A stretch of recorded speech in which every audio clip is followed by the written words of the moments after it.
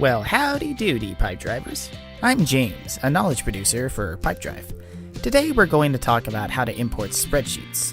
You can do this to create contacts, deals, or even activities and notes. The chances are you have a nice old spreadsheet of leads somewhere that you need to get into Pipedrive so you can actually start using Pipedrive. So here's the agenda.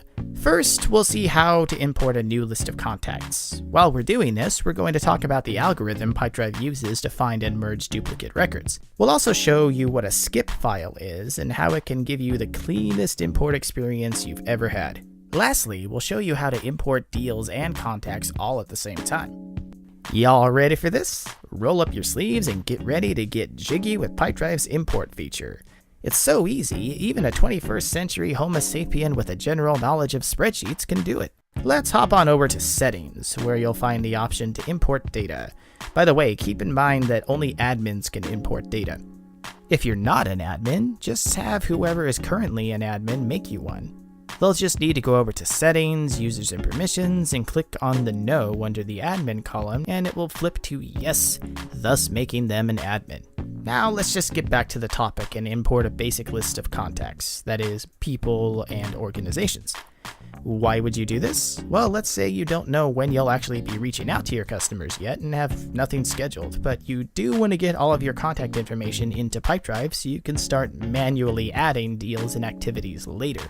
Now let's get a spreadsheet in here. We'll be using this spreadsheet for this example, so looky what we've got here. We've got various long-term contact information in here like phone numbers and organization addresses, things like that.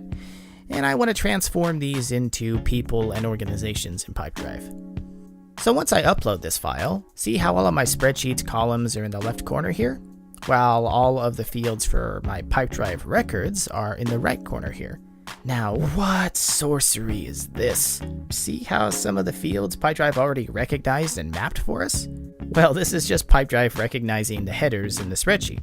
If it doesn't match them, I can easily still drag and drop fields in the right corner to their matching spreadsheet columns in the left corner. For that matter, I could even just search for the field we're looking for. You see here I have a column in my spreadsheet that defines the contact person's job title, but there's nowhere in Pipedrive to put it. Oh no! Well, not to worry, just navigate over to Customize Fields and add a custom field to whichever profile you're documenting it on.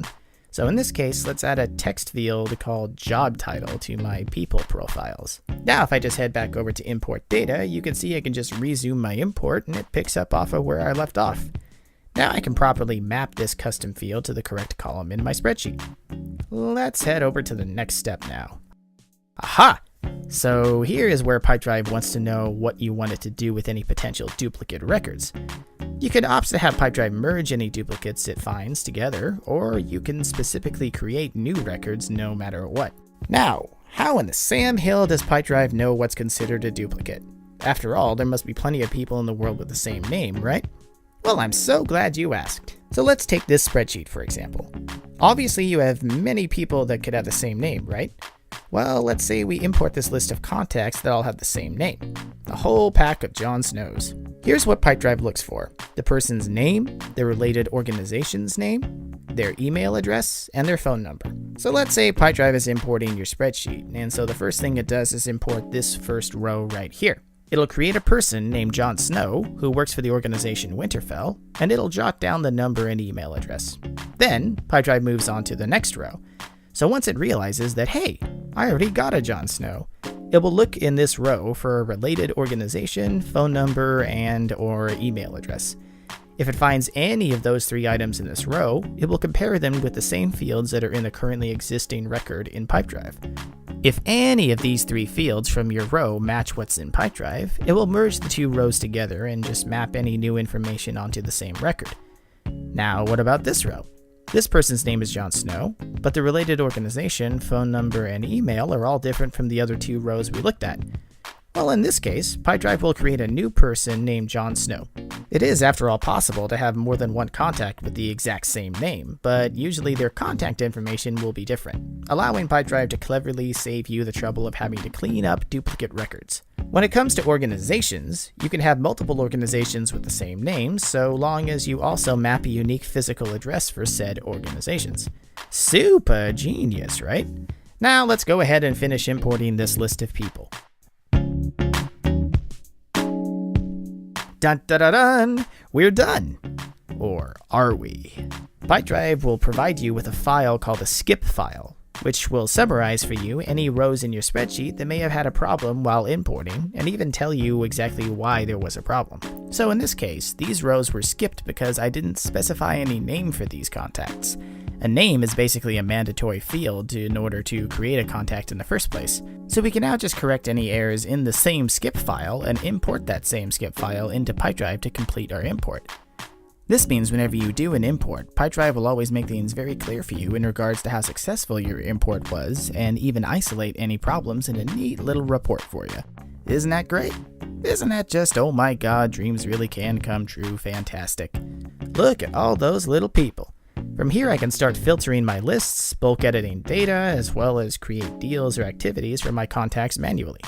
You can also easily review your past imports and even download their original spreadsheets to your computer. Now these revert links will be active for 48 hours after your import, but you can always head over to support.pipedrive.com for assistance if you need these links re-enabled by our support team. Now, what if I had just wanted to create a deal for each one of these contacts at the same time?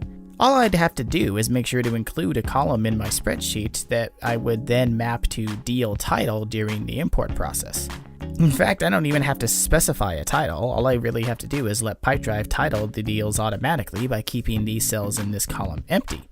Or I could use a custom title, but either way, using the deal title field will open a deal to the associated contacts in each row. If I cared about which stage or pipeline the deals went into, I'd include a second column to specify the stage. And this wraps up our demonstration of the import feature. I do hope you enjoyed it. For those of you who would like to learn more advanced importing techniques, follow the link at the end of the video. Until next time.